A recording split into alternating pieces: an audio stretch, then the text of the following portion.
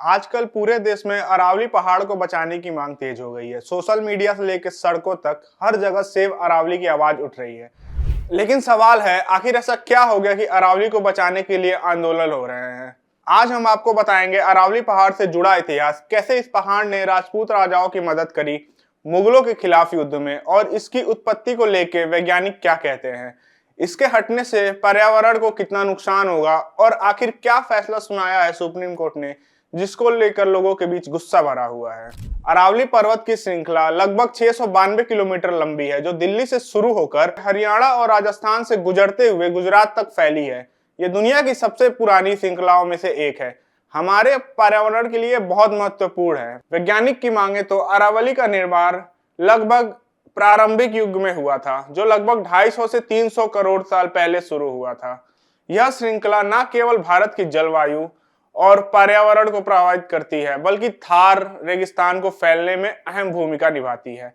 अरावली पर्वत श्रृंखला उत्तर पश्चिम भारत में स्थित है। भारत के इतिहास से पहले से अरावली पर्वतमाला का स्वर्णिम इतिहास रहा है।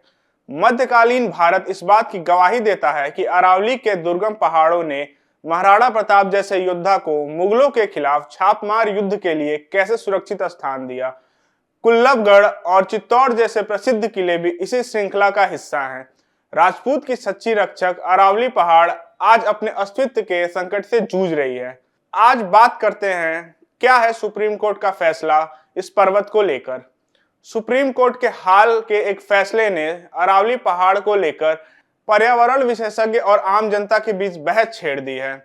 इस फैसले को 100 मीटर का फैसला कहा जा रहा है, जिससे यह साफ किया गया है कि अरावली इलाके में 100 मीटर से कम ऊंचाई वाली पहाड़ियों को अपने आप जंगल के तौर पर क्वालिफाई नहीं किया जा सकता। इस बात पर सेव अरावली ट्रस्ट के विशेषज्ञ विजय बेंजवाल और नीरज श्रीवास्तव ने इस फैसले पर गंभीर चिंता जताई है। उनका कहना यह है कि हरियाणा में सिर्फ 2 चोटियां ही 100 मीटर से ऊपर है। एक तो शाम जो भिवानी जिले में है, दूसरी मधोपुर जो महेंद्रगढ़ जिले में है। बाकी क्षेत्र अब संरक्षण से बाहर हो सकता है। उन्होंने कहा कि इससे पूरे इकोसिस्टम को खतरा है। अरावली थार मरुस्थल की धूल को रोकती है, भूजल रिचार्ज करती है और जैव विविधता बनाए रखती है। अगर संरक्षण कमजोर हुआ तो धूल और प्रदूषण बढ़ेगा। विजय बेंजवाल और नीरज श्रीवास्तव ने कहा, इससे उद्योगपतियों को फायदा होगा। खनन और निर्माण आसानी से हो पाएंगे, जबकि आम जनता बेहाल हो जाएगी। अब हम जानते हैं पर्यावरण में क्या है अरावली की भूमिका। थार रेगिस्तान को फैलने से रोकती है, भूजल को रिचार्ज करती है, धूल प्रदूषण और गर्म हवाओं से दिल्ली एनसीआर को बचाती है, जैव विविधता को बनाए रखती है। इसी वजह से अरावली को उत्तर भारत का लाइफलाइन कहा गया है। इस पहाड़ से दिल्ली का पर्यावरण संतुलन क्यों महत्वपूर्ण है। अरावली पहाड़ कैसे दिल्ली के पर्यावरण संतुलन को बनाए रखती है। ब्रिटिश काल में दिल्ली को राजधानी इसलिए बनाया गया क्योंकि एक तरफ अरावली और दूसरी तरफ यमुना नदी थी, जो प्राकृतिक संतुलन बनाए रखती थी। कोलकाता से दिल्ली शिफ्ट करने का मुख्य कारण यही पर्यावरण फायदा माना जाता है।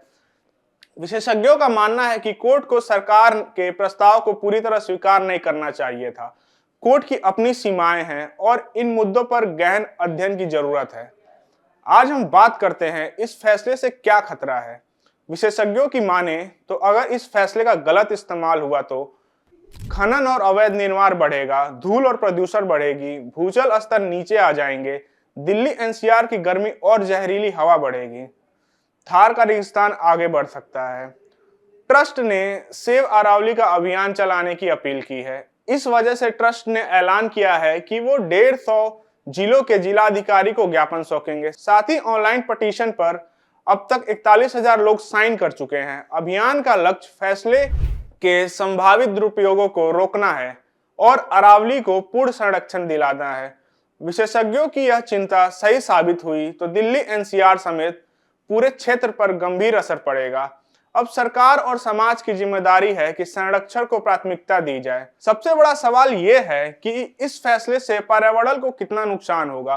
फैसले के बाद उठे विवाद का मुख्य कारण यह है कि इससे अरावली को धीरे धीरे कमजोर करने का रास्ता खुल गया है। खतरा फैसले में नहीं बल्कि उसके दुरुपयोग में है। अगर भूमि रिकॉर्ड बदले गए, पर्यावरण प्रभाव आकलन को नजरअंदाज किया गया या विकास के नाम पर ढील दी गई तो दिल्ली एनसीआर की हवाएं और जहरीली हो सकती हैं, भूजल स्तर और नीचे जा सकता है, साथ ही गर्मी अधिक बेरहम हो सकती है।